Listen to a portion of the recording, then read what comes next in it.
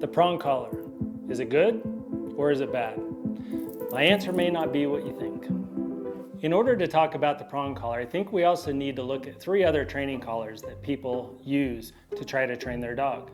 You have the flat nylon collar, you have the choke chain, and you have the martingale.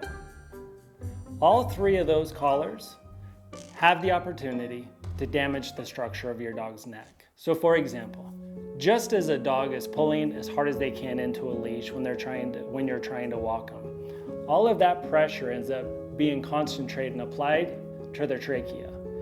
That's where you get dogs coughing and hacking. Over time, that starts to create a soft spot. If people are given corrections with those collars, it makes it even worse because, again, all that pressure is going in on the trachea. Once that soft spot is created, there's no going back. It will always be there. And any collar, any pressure here on their neck is gonna make them gag or cough. So are those safe training collars? So let's look at some similarities between this collar and those collars. This collar, when a dog wears it and wears it properly, it's just like another collar. They don't feel it, it doesn't create discomfort, it's no different than a regular flat nylon collar. But there's some people out there that think that it's the collar that makes the dog mind. They think that the way it's designed is to poke and prod, and that's just not true. It's actually a correction collar. So when a dog does something that they shouldn't, and we give a pop release, this collar will pull together, pinch the skin, and go back to normal, which allows that person to make as soft a correction as they need or as hard a correction as they need.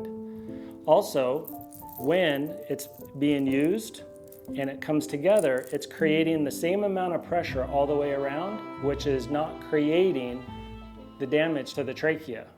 But so far, have we answered the question, bad or good?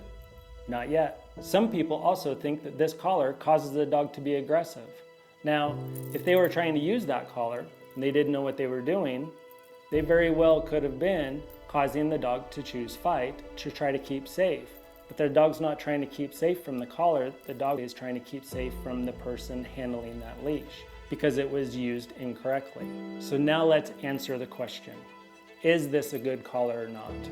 With what I just talked about, it's obvious, I think, that in the hands of somebody that doesn't know what they're doing, this collar can be very abusive. If left on a dog unsupervised and they get hooked on something, it could really hurt them. So the question comes down to not, is this a bad collar? The question comes down to, should it be used by people that don't know what they're doing? This collar in the hands of somebody that knows what they're doing and has experience in it, it's a wonderful collar. In fact, out of the 23 plus years that I've trained dogs and over 5,000 dogs trained, this is the collar that is used to train all those dogs, whether it's home obedience, service dogs, hunting dogs, therapy dogs. Like with any tool out there, used properly, it will perform the task it was designed to do. Used improperly, it's a mess. Now, if this video has helped you with how you view this collar and you want to learn more about why it works, here's a video on dog communication that's going to explain how this fits into your dog's life. And I hope that this further promotes you having a better relationship with your dog. Thanks for watching and have a great day.